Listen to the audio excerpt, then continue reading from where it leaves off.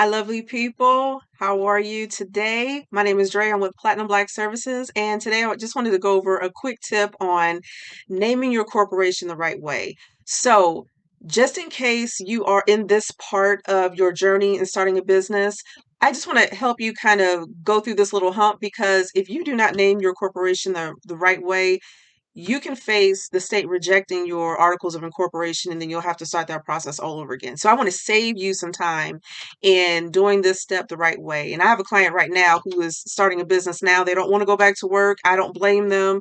We've had a year home, working from home during COVID. And, the new norm is starting to set in where a lot of people just want to work for themselves. They don't want to go back to an office and work for an employee and punch a clock in. Who can blame them? I'm one of them.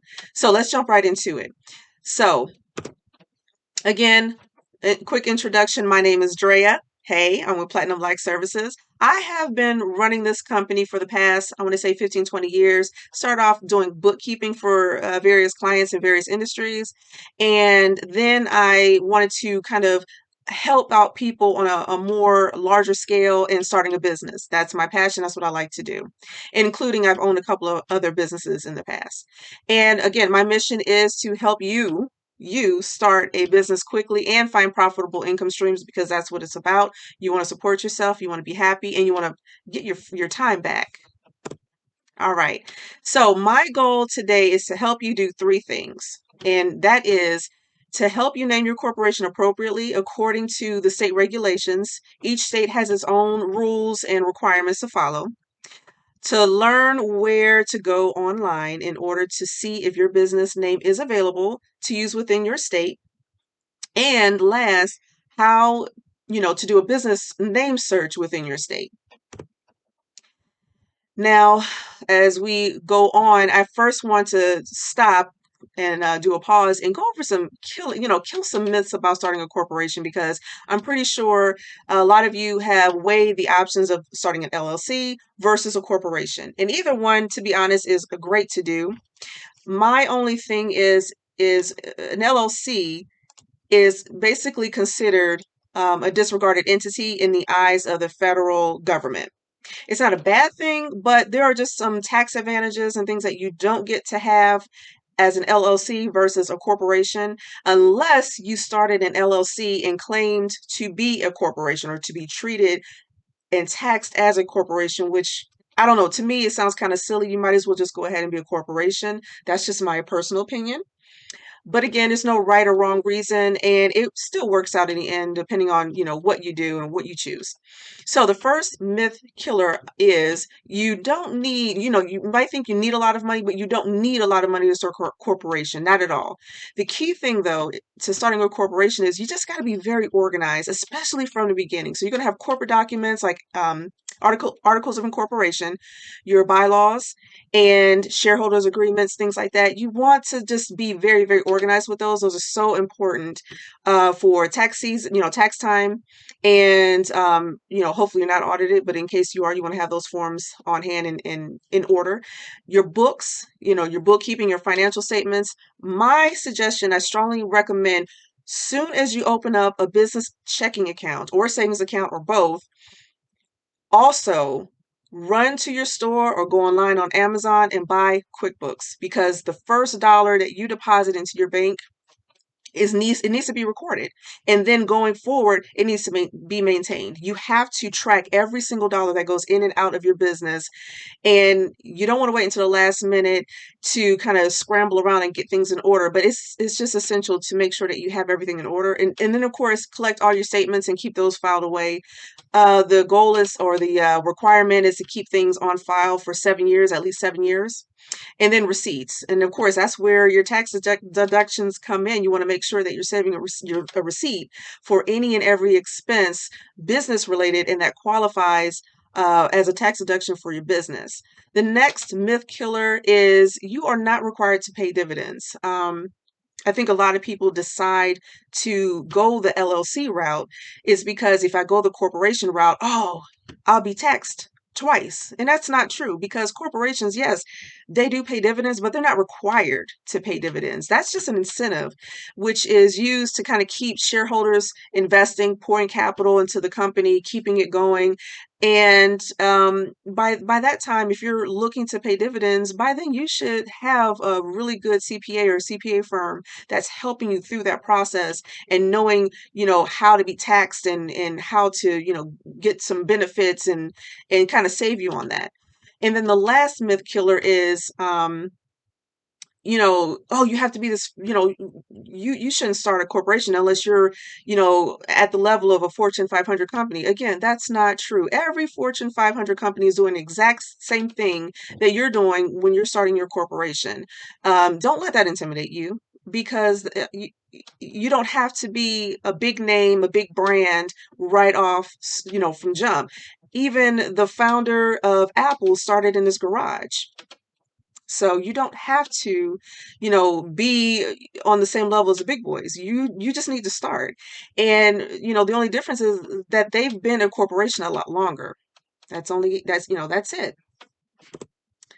Okay, so general naming requirements for corporations, and this is just general across the board for any state in the United States. And that is you cannot use words that may mislead the public into thinking that the company that you're forming is formed other than for the purpose or the purpose listed or stated on your articles of incorporation. And there's about 4 rules to go over that goes into more detail about that. But just in general, you cannot start a business and list on your articles of incorporation that, hey, my business is like a professional commercial cleaning services.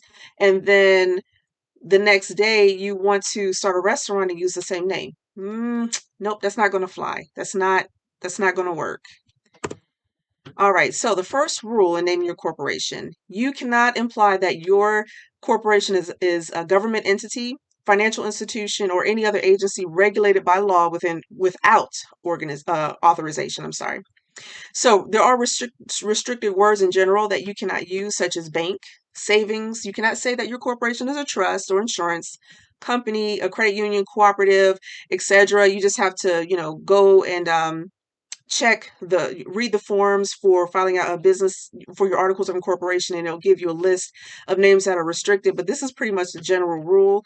Unless you are authorized and given permission to claim that your business is or one of these things, you cannot use that and you will be denied. Your application will be denied.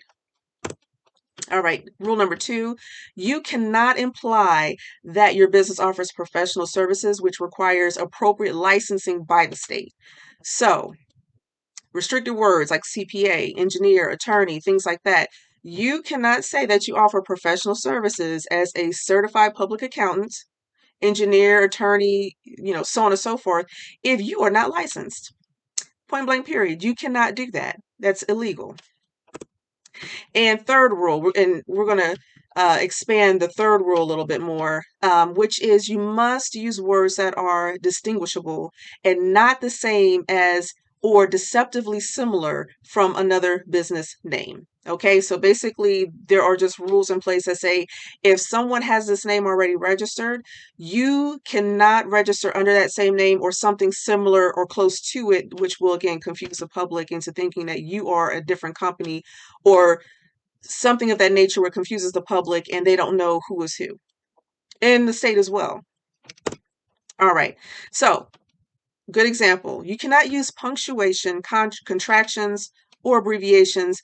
They do not distinguish one name from another. And we're going to go through 6 quick examples. As you can see, example number 1, night and day is not distinguishable from night and the symbol day. It's just not. Number 2, Hill Supermarket is not distinguishable from Hills with apostrophe S supermarket. Still very, very similar, very close. Number 3, play, kind of like an abbreviation, P.L.A.Y. Inc. is not distinguishable from just saying the word play, Inc. Number 4, barnstormers is not distinguishable, from barnstormers with barn-stormers. Same thing. The state will not approve that name for you. Number 5, do not stop ink is not distinguishable from don't stop ink. Again, we're using that contraction from do not to don't. They're not going to accept it. It looks too similar. And last, Mr. Coffee, where you're spelling Mr. Mister LLC, it's not distinguishable from Mr. if you use the abbreviation or the prefix Mr. Mr. Period coffee. Again, it's too similar. They're not going to allow that and let you form a corporation under that name. Okay, another example is the use of an article such as the, a, or an, or such as and, but, or does not distinguish the name from another, nor does changing the entity's designation. So the first one, the first example, the big company, is not distinguishable if you want to use a big company. See, you cannot interchange the with a. It's not acceptable. And then as far as the entity's designation, and we'll go into that a little bit more, where it says Barnstormers LTD, which is an abbreviation for limited, is not distinguishable from the Barnstormers company, or CO dot, which is an abbreviation for company. They will not allow you to register under that. All right, so what can be used to distinguish the name? So numbers. So numbers within a name can be used to distinguish one name from another if the number is formatted differently in each name, along with adding more letters. So following example, number 1, Roman Investments 2, which is of course the Roman numeral, II, or 2, is distinguishable from if you use Roman investments and then the number 2, and investments 2 if you spell out the word 2. So they look at that as, different enough, distinguishable enough to say, okay, we can have 2 or more companies be registered in the state, with that being the differentiator. And then number 2, a plumbing is distinguishable between AA plumbing. So you just add another letter. Again, another example with the third example is ABC is distinguishable from AABC, ABBC, ABCC, ABCD, and AABBCC. They're all distinguishable from one another, and the state will allow you to register under those names. And also, reversing words or using a variation of the spelling can also be used to distinguish one name from another. So first example, energy first. You flip those or reverse or flip those words around, it will be distinguishable from first energy. And then if you kind of do a variation of spelling again, quickie, Quickie, Mart, is distinguishable from a different way of spelling quickie. So you just remove the QU and you add QWIKEE Mart, Quickie Mart, or another way of spelling Quickie Mart, and that is acceptable. All right, we're still on rule number 3, and just to wrap that up, a foreign language. If you use a foreign language name, that will not conflict with the English translation. It usually does not. For example, la flor, meaning the flower, when translated into English, that's fine. So you have one language that says the floor as la flor, and it can be registered and acceptable within the state because it's not the exact same word or spelling as the flower. And then just bottom line, at the end of the day, unacceptable words across all states will not be accepted and allow you to register your company. So if any name contains profanity or words or phrases that are generally considered a slur against an ethnic group, religion, gender, or hereditary, it is considered unacceptable right out the gate. Rule number 4, in naming a corporation, you must always include an expressly authorized suffix, often referred to as an entity designator or entity indicator. So for the state of Pennsylvania, if you are looking to form a corporation there, you can use one of the long suffix or abbreviations listed below, such as corporation, company, incorporated, limited, association, fund, or syndicate. And for short, some examples are Corp, Co, Inc., or Ltd. Next, we're going to switch screens in a few seconds and get to the fun part, which is go to the right website to search for the business name availability, which is the Pennsylvania Secretary of State's website. I'll show you how to do a business name search to see if the name is available or not. Now, here's the fun part. I went online and I pulled up e-secretaryofstate.com, which is a great website and reference to find quick links to the Secretary of State by state, forms to file articles of incorporation, and then what we're about to do here is a name search for your business, okay? So let's scroll down to find Pennsylvania. Here we go, Pennsylvania, and we're going to click on Entity Search. All right, now for the business name example that we're going to use is Bob Ann. And what's interesting is I did an example of a name search for every state, and it seems that every state has a business with the word Bob in it. Okay, we're going to leave type of search to starting with, but you can always, in a few down the road, select other options. But we're just, for this example, we're going to keep it with starting with and then click search. Okay, here are our results. So what you want to do is under business entity name, go through that entire list. And if they show more pages to go through, also make sure you go through those pages. And you have a business name you want to use. You want to check it against what's already been registered with the state to see if your name could possibly be taken, if there's an exact match or something very, very close that might be rejected by the by the Secretary of State, and you won't be able to use that name. You'll have to change it. Okay. So again, go through that list and just verify. You can also look under entity type and it'll tell you if the name or the business is like a corporation, a limited liability company, or if it's like a name that's being reserved. And then status, it'll also let you know if that company is active or not. Okay. And of course, if you find a company that's registered and is active and it has a name that you're looking to use or very, very close to it that could possibly not be accepted, then chances are that name is not available. All right. So let's go back to the previous tab. Now, let's say your business name is available. So now you have two options. The first option is to reserve the name. And basically that puts a hold on the name somewhere between 90 to 120 days, give or take, depending on the state's rules.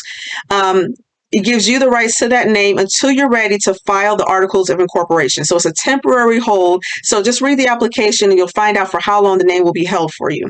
Or you can bypass reserving the name and actually file the articles of incorporation. Okay, and I'll show you how to do that.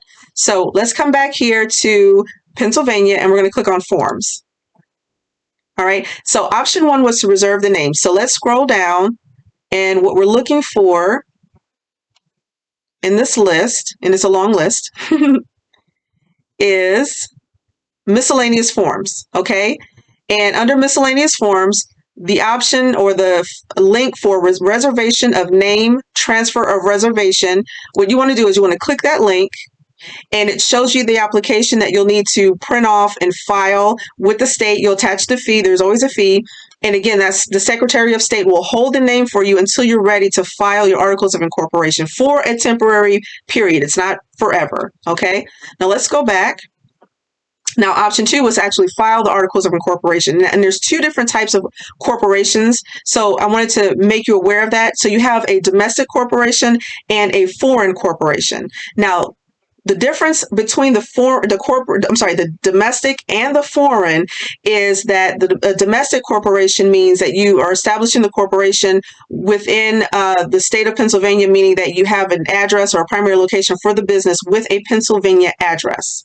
Okay, a foreign corporation is where you've already established the corporation outside of Pennsylvania. So maybe like California, New York, Georgia, but now you want to have a location and an address to transact business legally within the state of Pennsylvania.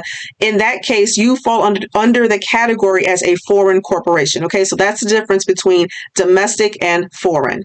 So if you're a domestic corporation, we're going to scroll back down this list. And under domestic business corporation, you want to file or click on the link for articles of incorporation. Okay, so you'll click that link, fill out the application, submit the fee to be processed with that application. The Secretary of State of Pennsylvania will register your business and then you'll be good to go. All right. Now, if you fall under the category of a foreign corporation, let's continue down the list. and we are looking for, under the header, foreign associations, and the form to use for registering your business as a foreign corporation is the foreign registration statement. Okay, so you'll click on that link, fill out the application, print it off, attach the fee, submit it to the Secretary of State of Pennsylvania. They'll register your business, and then you'll be good to go.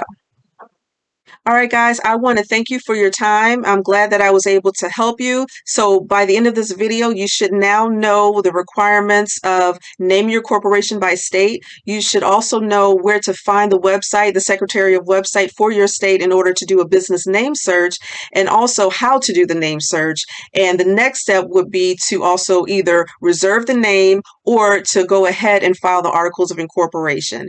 In closing, I just want to suggest, checking out my website. If you go to platinumblackservices.com, I greatly appreciate it. I have some more tools and tips to provide for you. If you scroll down, I have some free stuff. Check out the free stuff. Items such as 7 things you need to maintain your corporate veil protection is a free webinar. Another free webinar, 9 legal corporate documents every corporation must have on hand. Also, a quick and dirty guide to corporation filing requirements is a free ebook. And last, a fill-in-the-blank business plan guide. If you don't have a business plan already, it's good to go ahead and grab that as you're forming your corporation with the state, filing the forms and getting established. All of this is free. Now, next, I also want to let you know that I have 2 kits that are all-inclusive, and it will help you meet specific goals in your journey as you're establishing your corporation within the state that you choose.